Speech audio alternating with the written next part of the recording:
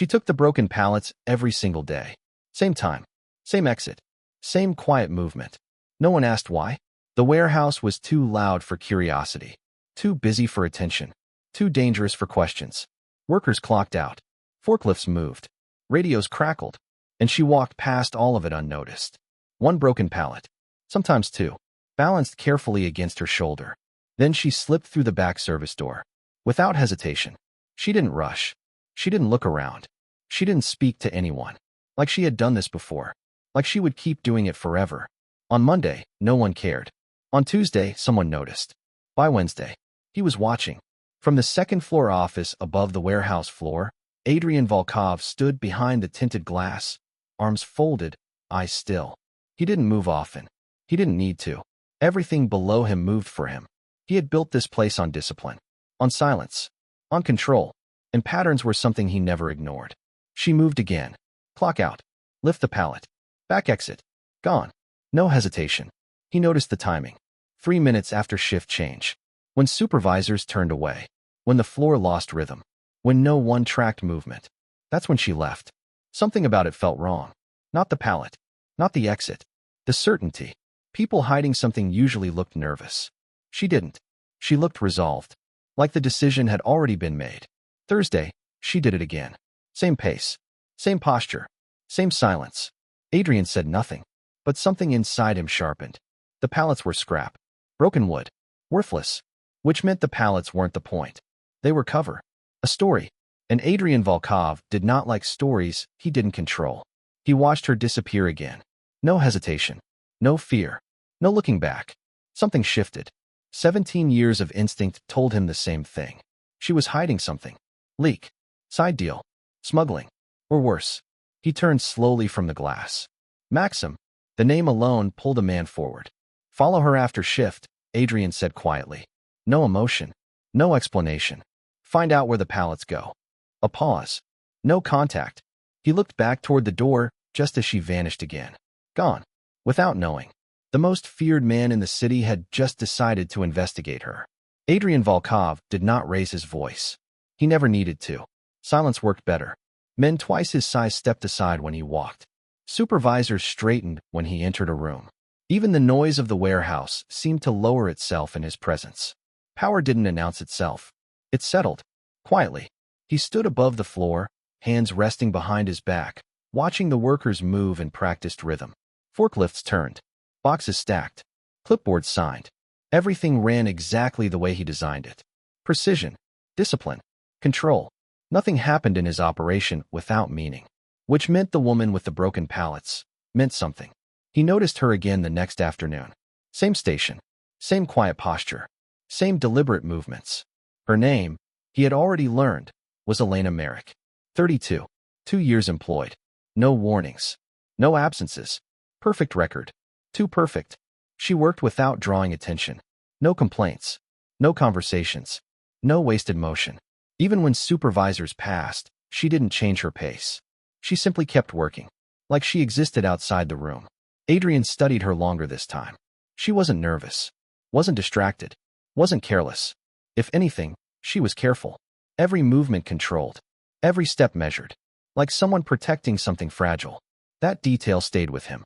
He turned slightly as Maxim entered the office behind him. You asked for me. Adrian didn't look away from the floor. That woman, he said quietly. Maxim followed his gaze. Elena Merrick. You know her? Adrian asked. Everyone keeps their distance, Maxim replied. Quiet. Works. Leaves. Adrian watched her lift another stack of flattened wood. She does this every day? Maxim nodded. Yes. A pause settled between them. Adrian's expression didn't change, but something in his eyes hardened. Routine meant planning. Planning meant intention. And intention inside his operation belonged to him. She doesn't look afraid, Maxim said carefully. Adrian noticed that too. Fear was normal. Fear kept people predictable. But Elena Merrick moved like she had nothing left to fear. That was more dangerous. Below them, she clocked out. Lifted the pallet. Turned toward the back exit. Same calm steps. Same quiet certainty. Adrian spoke without raising his voice. Follow her tonight. Maxim nodded once. Find out everything. Adrian watched her disappear through the door. Something about her silence felt deliberate. like she was hiding a truth. And Adrian Volkov had built his empire uncovering truths people tried to bury. Maxim left before her shift ended. He didn't stand near the exit, didn't draw attention, didn't break routine. He simply waited outside. Engine off. Watching the back door. Inside, Elena Merrick worked the final minutes of her shift. Same rhythm, same silence, same focus. Nothing about her suggested guilt, which made Adrian more suspicious. From the second floor, he watched the clock. 3 minutes to shift change. 2. 1. The buzzer sounded.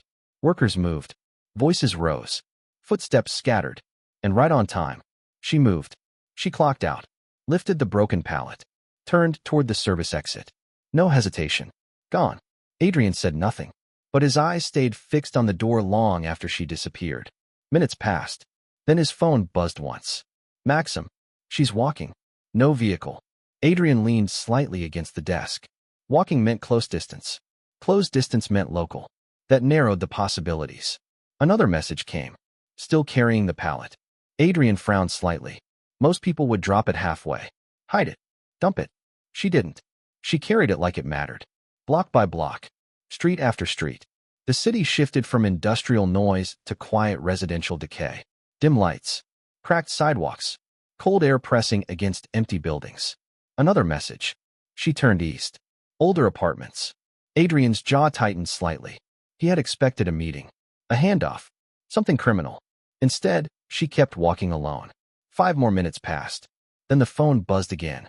She stopped. Adrian straightened. Third floor walk up. A pause. Still holding the pallet. That detail lingered. Adrian stared at the screen. She's inside. Seconds passed. Then another message arrived. This time longer. Maxim didn't usually send long messages. You should see this. Adrian's expression didn't change, but something in his chest tightened. He looked at the photo that followed. And for the first time in years, he wasn't prepared for what he saw. Adrian looked at the photo without moving. The image was dim, taken from a hallway. Half the door open. Inside, the walls were covered in broken wood. Not randomly, not stacked, carefully arranged. Pallet boards lined every surface. Layered, sealed, fitted together like insulation. A second wall built inside the first. Adrian's eyes narrowed. Another message came. She's breaking them apart. He imagined her hands working quietly, pulling nails, stacking boards, fitting pieces together, not hiding anything, building something. Then the next photo arrived.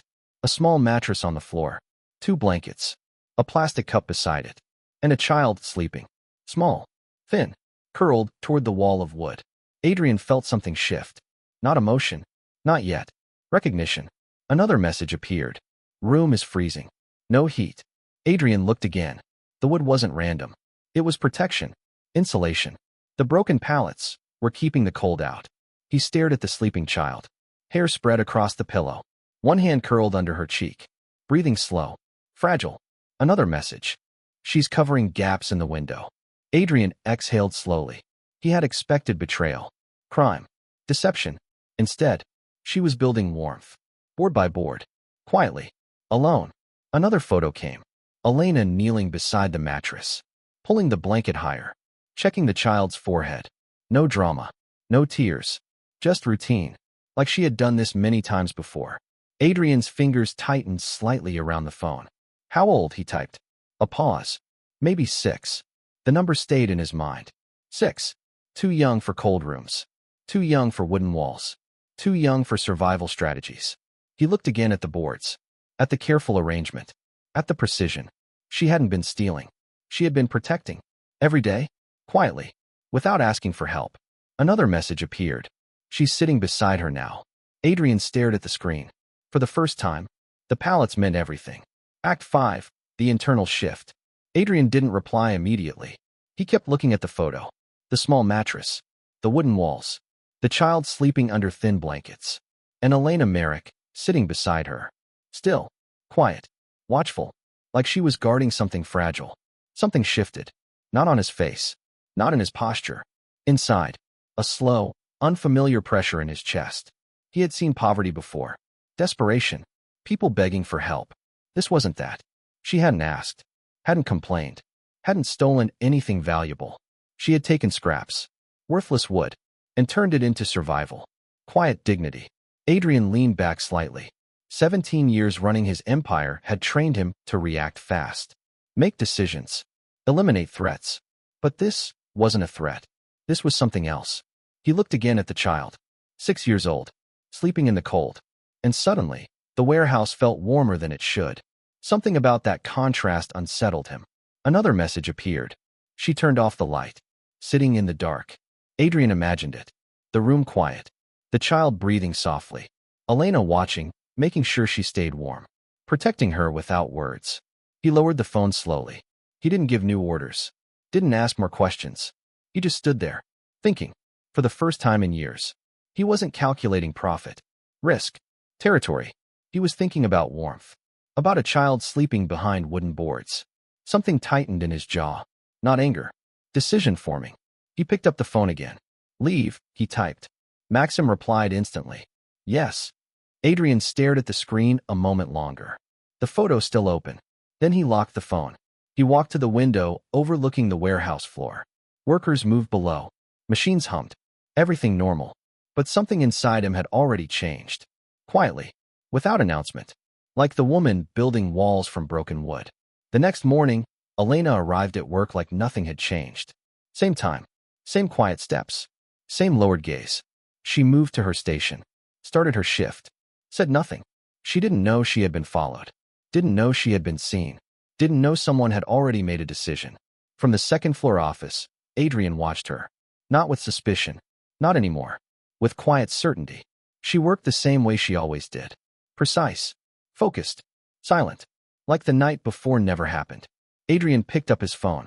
Get me the address, he said calmly. Within minutes, it arrived. Old building. Broken heating system. 3 units occupied. He read the report once. Then closed it. Another call.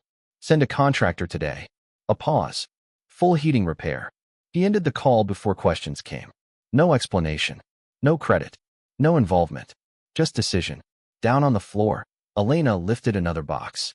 Checked a manifest. Continued working. She didn't notice anything different. That afternoon, Adrian made another call. Pharmacy near Milner Street, he said. He read the child's name from the report.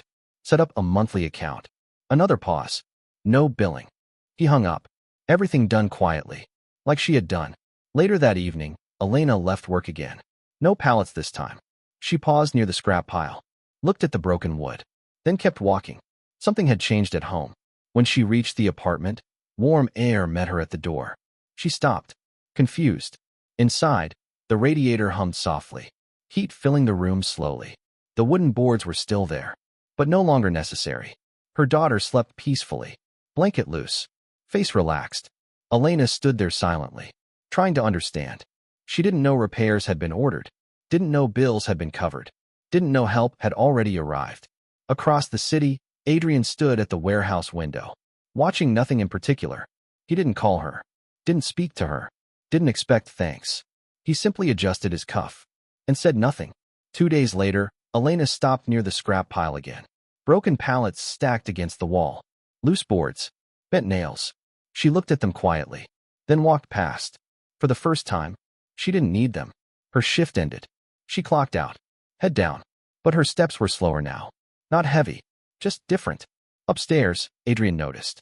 He watched her cross the floor. Hands empty. No wood. No boxes. Something settled in his chest. Quietly. That evening, he found himself outside the building on Milner Street.